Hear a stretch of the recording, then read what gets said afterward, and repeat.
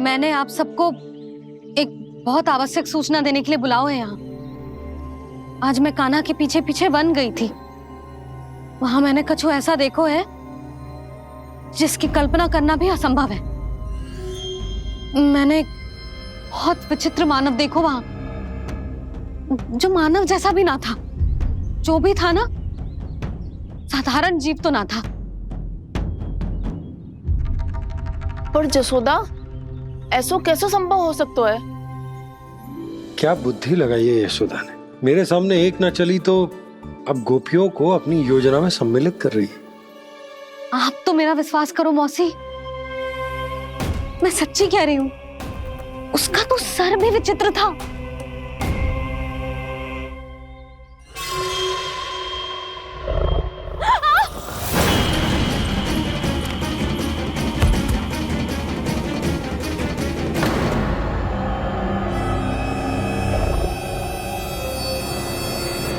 मैं असुर ना हूं रानी भाभी, मैं तो बंसी हूं। बंसी, तू यहाँ क्या कर रहा है?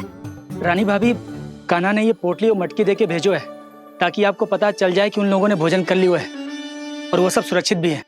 तू उन्हें अकेला छोड़ के यहाँ आ गया है और ये भी कह रहे हो कि वो सुरक्षित है। इतनी भी क्या शीघ्रता है वत्सासुर? ये जाल है, इसका छल है, पर मैं इसके बहकावे में नहीं आऊंगा।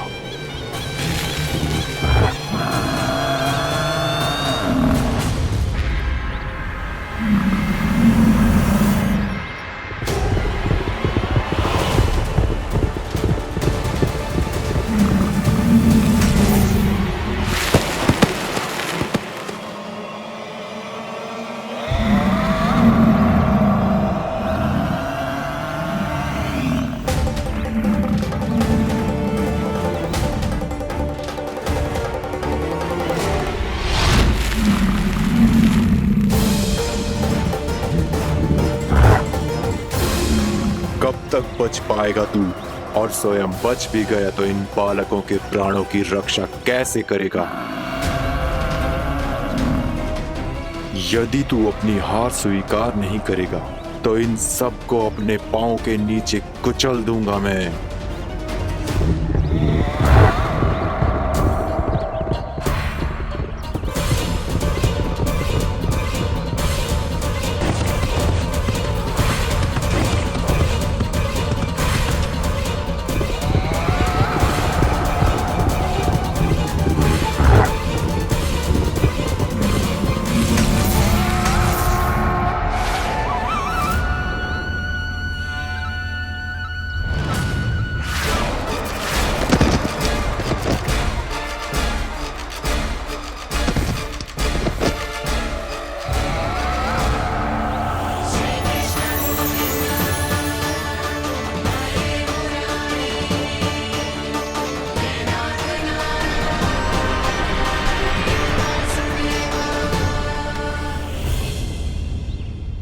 उलझन में क्यों प्रमिला? रामीला, पर मैं तो वत्सासुर हूँ। अब हो, पर वक्त से पहले तो परिमीला थे, माँ भली असुर। तो फिर मैं वत्सासुर कैसे बना प्रभु? एक बार तुम माँ ऋषि वशिष्ठ के आश्रम गए थे। यक्षो, गंधर्वों और देवताओं तक को पराजित करके जिसने अपने अधीन कर लिया, वो मुरुपुत्र प्रमिलासुर आपके द्वार पर खड़ा है। महर्षि वशिष्ठ स्वागत नहीं करेंगे? द्वार पर खड़ा व्यक्ति देवता या असुर नहीं होता है प्रमिला, वो तो बस एक अतिथि होता है और अतिथियों का स्वागत करना हमारी परंपरा है। आओ। पर वो नहीं जानते थे, अभिमान तुम्हारे विवेक को निकल चुका था। आपने हमारा स्वागत तो कर लिया महर्षि, परंतु यहाँ तो हमारे बैठने के लिए उचित स्थान तक नहीं है। हे माता नंदिनी, असुर राज के लिए आसन की व्यवस्था कीजिए।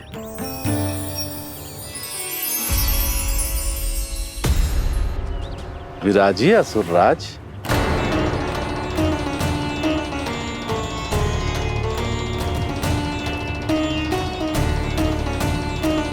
अब जब आपने मुझे बैठने के लिए कहा ही है तो भोजन की व्यवस्था तो होनी ही चाहिए। अतिथि तो ईश्वर स्वरूप होते हैं प्रमिला, और उनकी इच्छा पूरी करना हमारा कर्तव्य है। हे माता नंदिनी, मेरी विनती स्वीकार करें।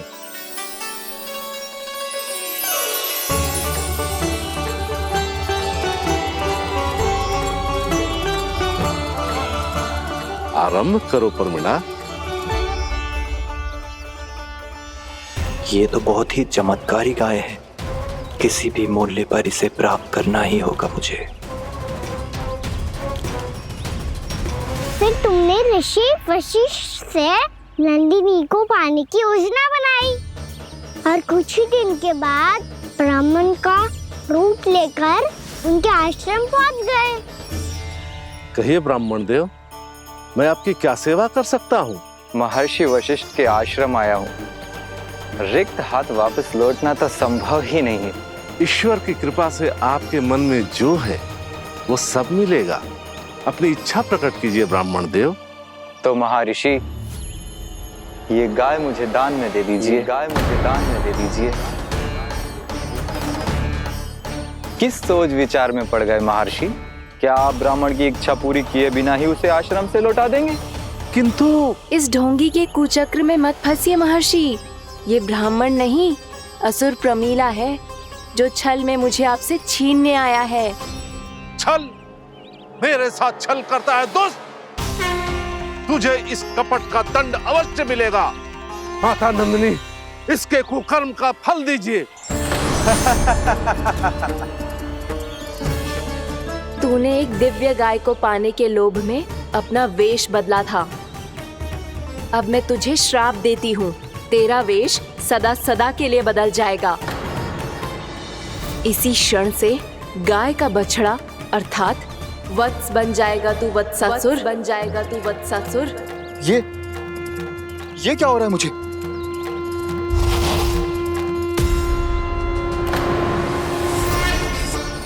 मेरा स्वरूप? हाँ। मुझे क्षमा करें मां नंदिनी, अपना श्राप वापस ले लीजिए।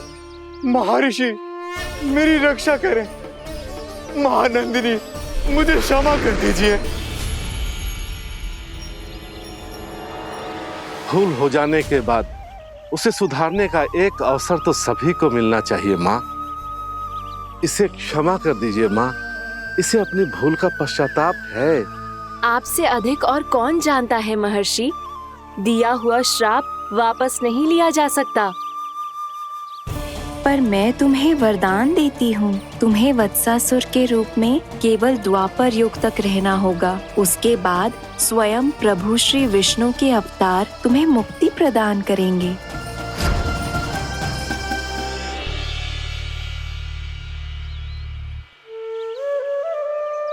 मुझ जैसे मूर्ख अभिमानी दुष्ट को भी आपने मुक्ति प्रदान की प्रभु।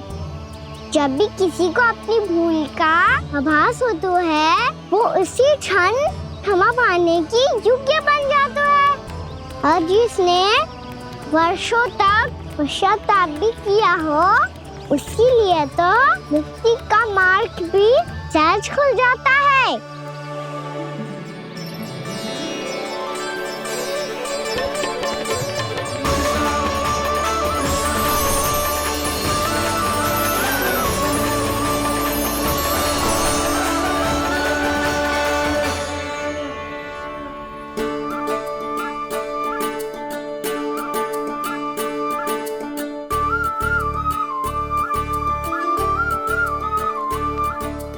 यशोदा,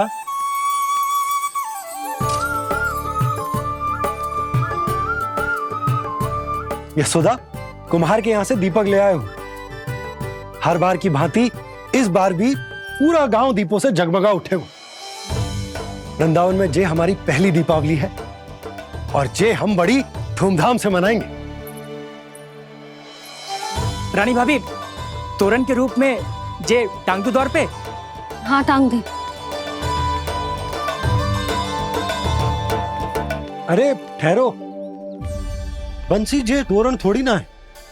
तोरण तो आम के पत्तों और गेंदे के फूल का बनता है। जे किसने कही तुझे ऐसे टांगने के लिए? तोरण क्यों टांगते हैं पता है?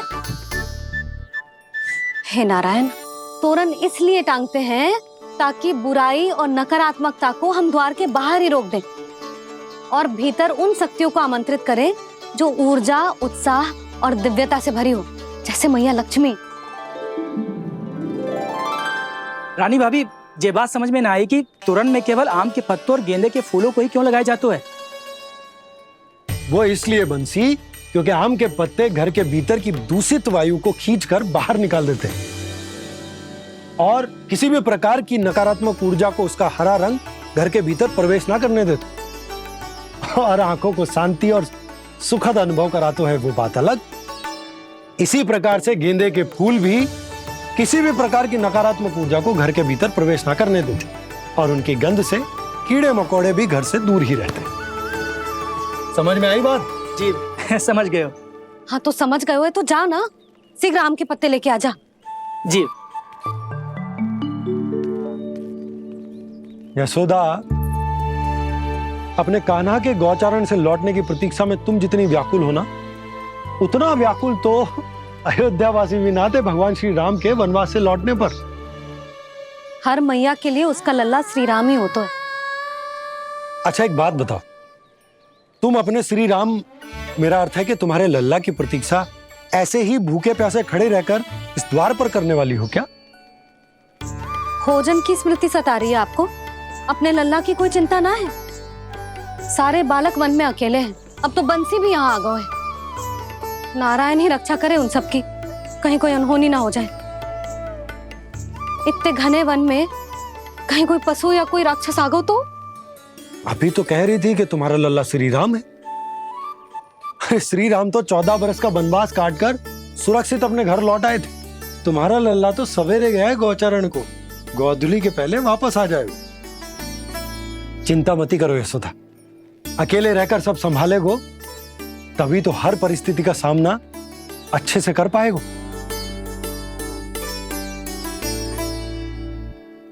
कान्हा,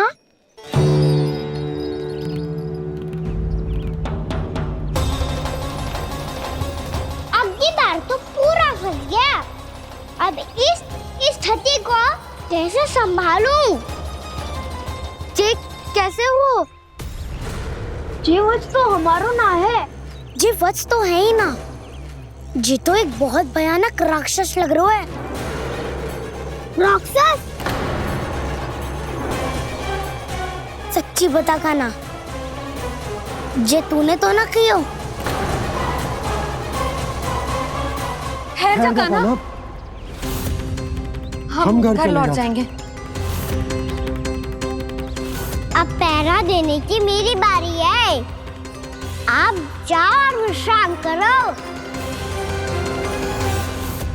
वन में आने से लेकर अब तक जो भी हुआ है सब तुम्हारी योजना का ही भाग है और अब ये भी तुमने ही किया है ना कान्हा? मुझे आप नहीं पहचानोगे तो और कौन पहचानेगा दाऊ? पर अब समझ ही गए हो तो बस देखते ही मत रहो, सईठा भी करो। स्मरण करो क्या है मेरा सत्य। स्मरण करो। मैं कौन? बोल कान्हा, सत्य बता। तू नहीं करो अजय? इतना बड़ा वत्स, बल्कि वत्स भी नहीं, इतना बड़ा राक्षस और इतना छोटा सा कान्हा। उज्जवल अपने बड़बोलेपन में कुछ भी बोलने लगते हो तुम। भला कान्हा में इतनी शक्ति कहाँ जो इतने बड़े राक्षस की ये दशा कर पाए? तो फिर ये किसने करो जे? ये कार्य तो बस श्री नारायण ही कर सकते हैं, है ना कान्हा? इतनी क्षमता तो उन्हीं में हो सकती है, पर सखाओ इसके बारे में गांव में किसी को पता ना चलना चाहिए। क्यों? क्योंकि यदि हमारे माँ को पता चल गया कि यहाँ कुछ ऐसा हुआ है तो फिर कल से हम में से कोई भी यहाँ ना आ पाएगा। तो फिर गाँव में ही खेलना छुपन छुपाई। उन सब का तो केवल वन आना बंद होगा। पर मेरी मैया तो मुझे घर से बाहर निकलने ही ना देगी। नाना, हम किसी को कछु ना बोलेंगे, है ना सखाओ? हाँ।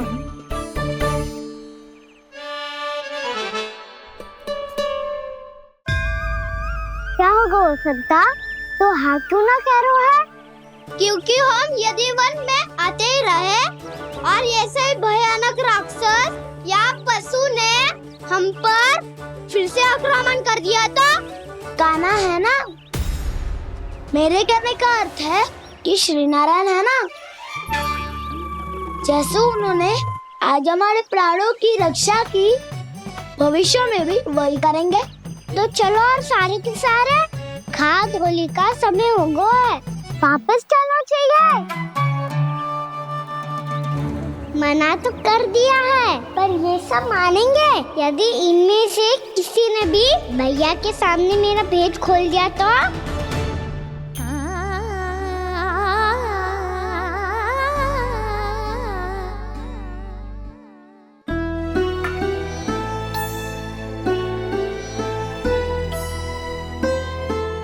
यशोदा, आओ कछु खा लो। मैं अब और प्रतीक्षा ना कर सकती, मैं जा रही हूँ। भूखी जाओगी? हाँ। और जब कान्हा पूछेगो कि मैया आपने भोजन कियो कि ना, तो क्या कहोगी? जब उसे पता चलेगो कि उसकी प्यारी मैया उसके बिना भोजन ही ना करती, तो वो स्वयं भी भोजन ना करेगो, पूरे दिन भूखा रहेगो। यही चाहती हो तुम? कान्हा के लिए भोजन कर लो, फिर मैं स्वयं लेकर चलूंगा तुम्हें कान्हा के पास।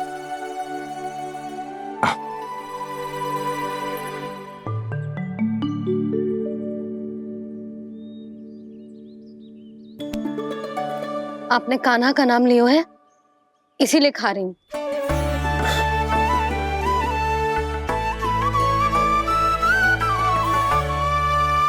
तो जय कृष्ण के नाम को।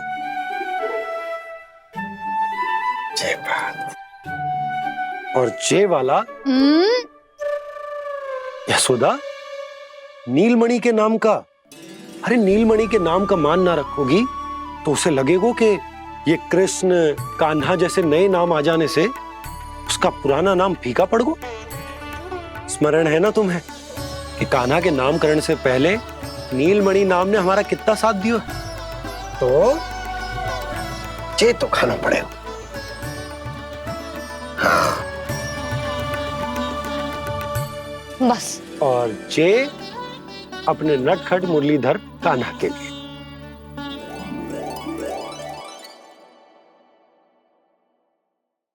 लल्ला का नाम ले लेके आपने पूरा भोजन करा दियो। अब चलो, ले चलो मुझे उसके पास। आपने कही थी ना? हाँ यशोदा, ये लो।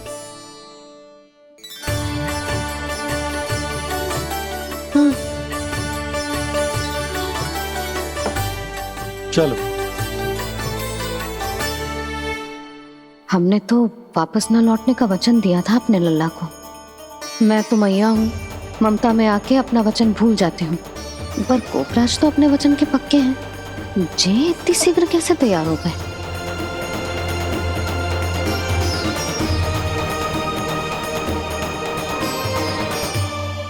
मरण है ना, आज जो हुआ है उसके बारे में कोई एक शब्द भी ना बोलेगा, समझ गए? हम तो समझ गए कान्हा, और हम बताएंगे भी ना। पर इसकी मृत्यु देखकर क्या करें? यदि किसी गांव वाले ने देख लिया तो हमें तो बताने की आवश्यकता ही ना पड़ेगा। चिंता मत करो, श्री नारायण सब संभाल लेंगे। ये जहाँ से आया है वही पहुँचा देंगे इसे। वाह दाऊ, क्या सुझाव दिया है आपने?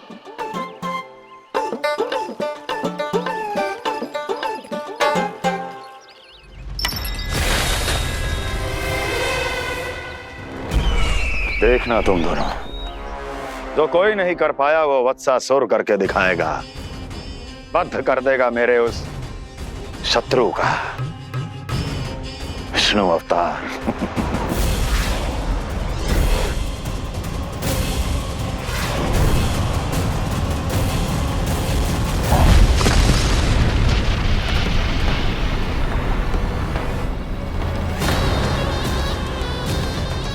वत्सासुर! वत्सासुर! कैसे मारा उस विष्णु अवतार ने गौवंश को? तुमने वत्स का अर्थात गौवंश के जीव का वध किया है कान्हा? नहीं दाऊ, मैंने तो राक्षस वत्सासुर को मोक्ष किया है। अपने कर्मों को घुमा फिरा के सही सिद्ध मत करो कान्हा। मेरी बात सुनो, मैं दाऊ हूँ तुम्हारा। वो जो भी था था तो गौवंश से ही ना। तुमसे उसकी हत्या हुई है और तुम्हें इसका प्रायश्चित करना ही चाहिए।